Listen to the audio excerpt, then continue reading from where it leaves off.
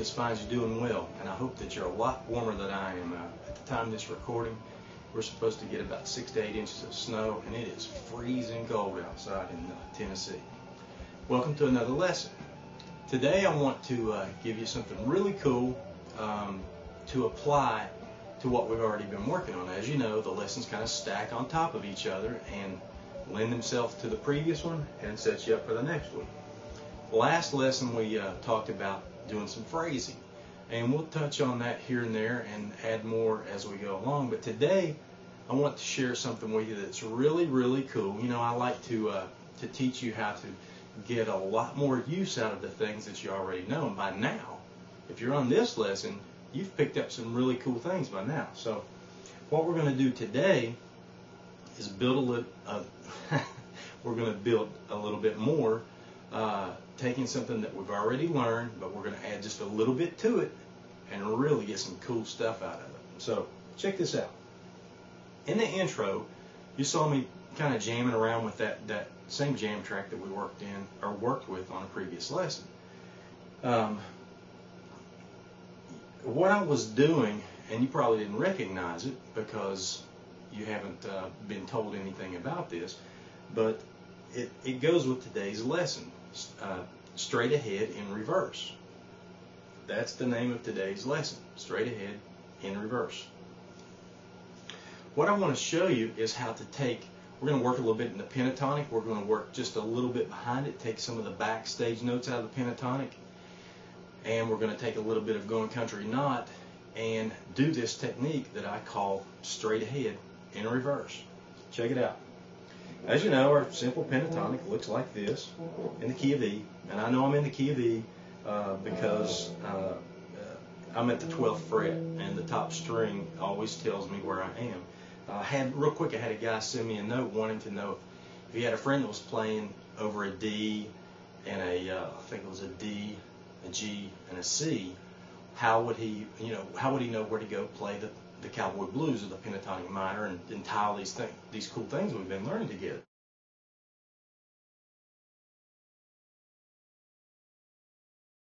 Remember, if in most cases your first chord, that's your giveaway. That'll pretty much tell you what key you're playing in, unless somebody changes it up a key. Now, I like to a lot of times when I'm playing a solo to step the key up just for the solo, and then fall back into the normal key. But typically, if the guy was playing, if your buddy was playing for you at a rhythm that started with a D, you'd play your pentatonic minor over the D position.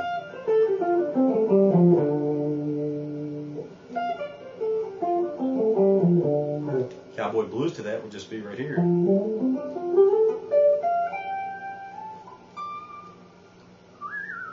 Right there.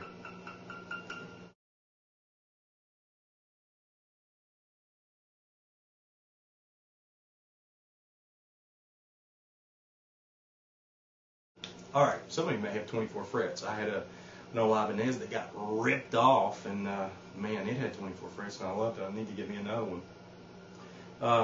Anywho, just remember that if the first chord is normally your giveaway to where you would go, and if by chance if you have trouble with that, let's say somebody was playing in the key of D, that's what it would sound like. Use those ears. Let's use those ears. Just come right up the string and find where it sounds right. Tell me, does this sound right? That doesn't sound bad because it's one of the notes in the Cowboy Blues. Remember, or not Cowboy Blues, but Going Country Knot. The first note in Going Country Knot would be right here. You know that. Same thing right here. That's why that note sounds pretty cool. But listen for the note that's dead on. Let me go back to that D. Check this out.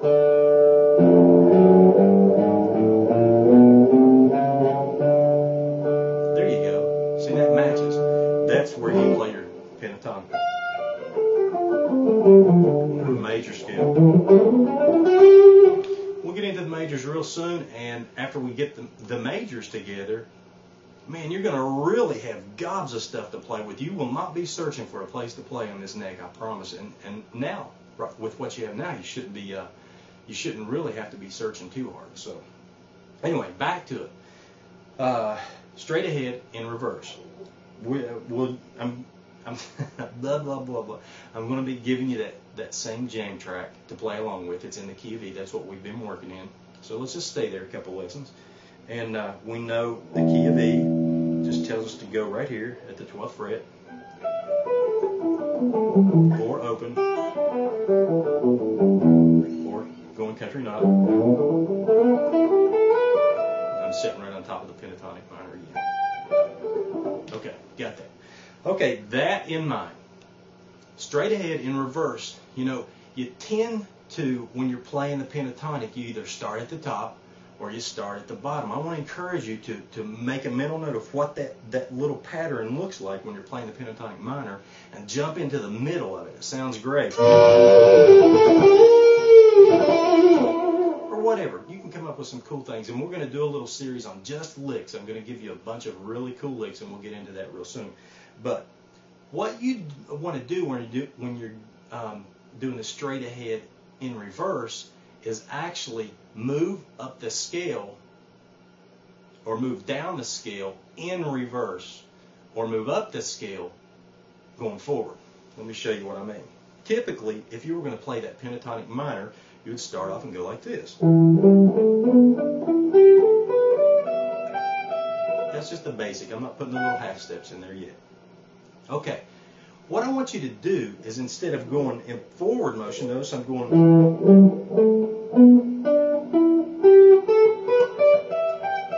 What we want to do is actually go down that scale, but be moving backwards with our fingers, so it'll look like this.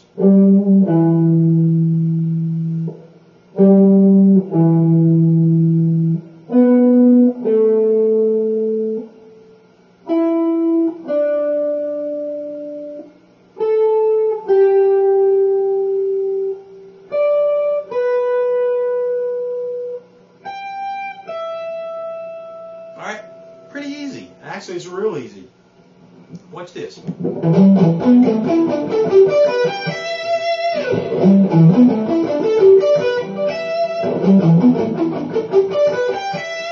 Now, what you want to do, we're going to get into something real soon called alternate picking. And I want you to really practice on that. A lot of people, when they think of alternate picking, they think of just going real fast. You don't have to do that, but you want it to be clean. I would rather see you going clean, doing alternate picking, than getting all sloppy trying to go too fast. The fast will come, I promise you.